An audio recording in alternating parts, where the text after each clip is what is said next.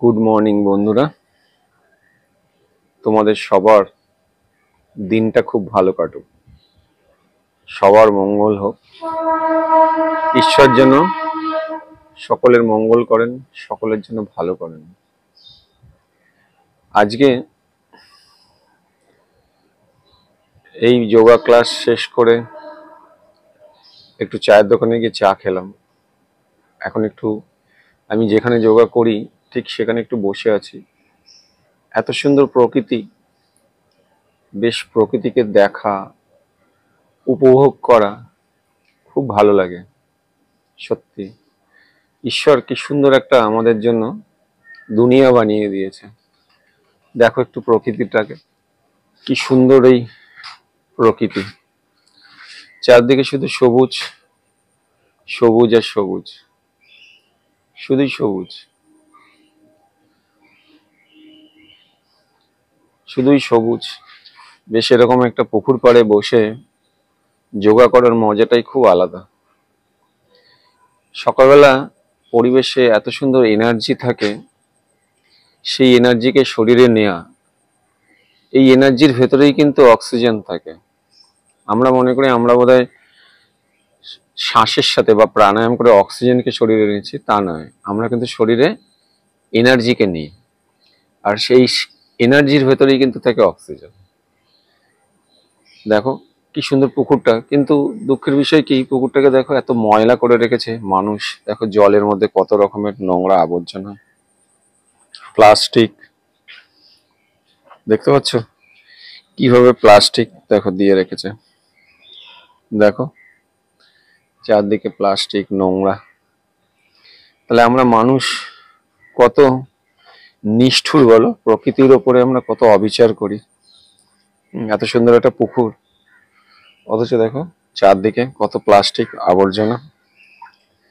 তো এর ভেতরে জানো তো, এই পুকুরের ভেতরে অনেক মাছ আছে, বড় বড় মাছ আছে। আমি একদিন দেখছিলাম একটা মাছ একটা কাপড়ের মধ্যে মুখটা আটকে গিয়ে মারা গেছে, সে পচা গন্ধ ছাড়ছে। তো এইভাবে আমরা পরিবেশকে নষ্ট করে ফেলি।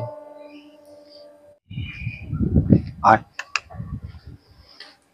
কি হলো, কি হয়েছে, কি হয়েছে, কি হয়েছে, কি হয়েছে, কি হয়েছে তোমার, তোমার কি হয়েছে?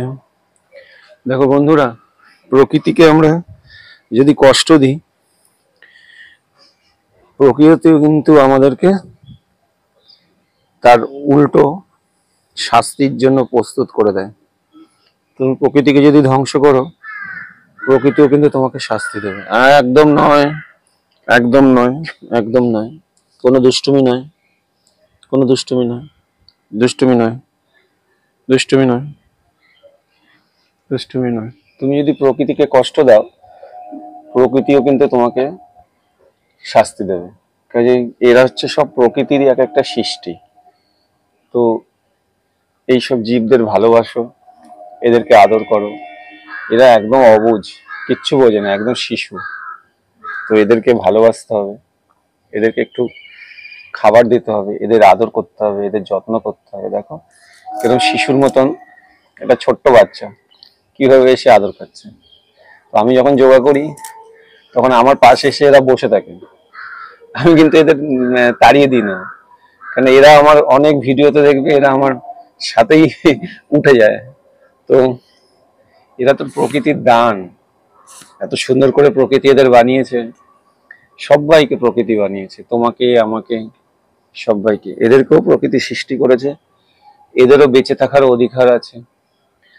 তো পারলে একটু এদের জন্য কিছু করার চেষ্টা করো, এদের একটু খাইও, এদের একটু আদর করো, এদের একটু যত্ন করো। এর সাথে সাথে যেভাবে আমরা গাছগুলোকে কেটে কেটে নষ্ট করে দিচ্ছি, আর তার গিফট হিসেবে আমরা কি পাচ্ছি, ঝড় বৃষ্টি, বড় বড় আয়লা, আমপানের মতন এক একটা দুর্যোগ।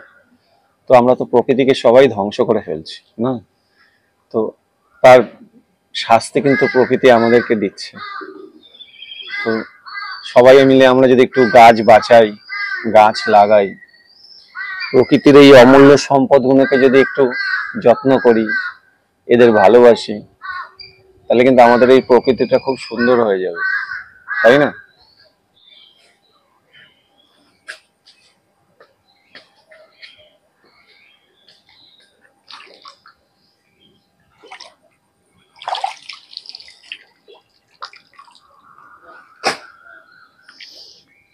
দেখো বন্ধুরা, কত প্লাস্টিক দেখেছো?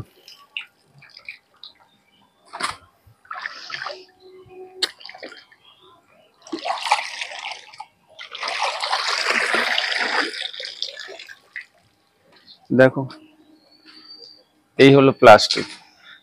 এইসব প্লাস্টিক গুলো দেখো এই পুকুরে থাকে, বুঝতে পারছো? দেখো, তাহলে আমরা মানুষরা কত নিষ্ঠুর, প্রকৃতিকে কিভাবে নষ্ট করি। দেখো, এ দেখো বিস্কুটের প্যাকেট, দেখো, দেখেছো? এ দেখো জলের বোতল, দেখো জলের বোতল।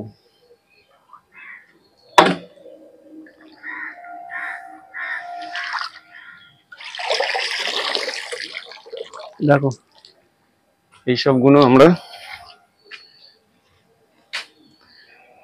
প্রকৃতিকে দিই। তাহলে দেখলে বন্ধুরা, আমরা মানুষরা কত নিষ্ঠুর।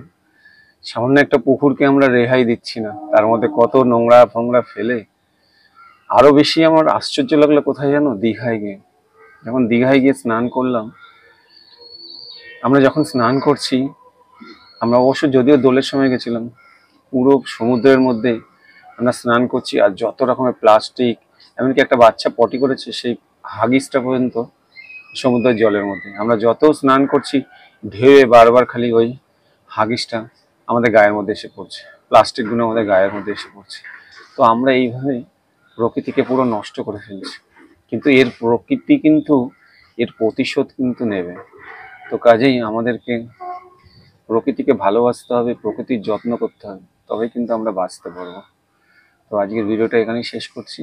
সবাইকে বলছি, গাছ লাগাও, গাছ বাঁচাও, এই জগতে যত প্রাণী আছে সবাইকে ভালোবাসো। তাহলে কিন্তু আমরা একটা সুন্দর একটা পৃথিবী তৈরি করতে পারবো। ওম শান্তি। তোমরা সবাই ভালো থাকো, সুস্থ থাকো।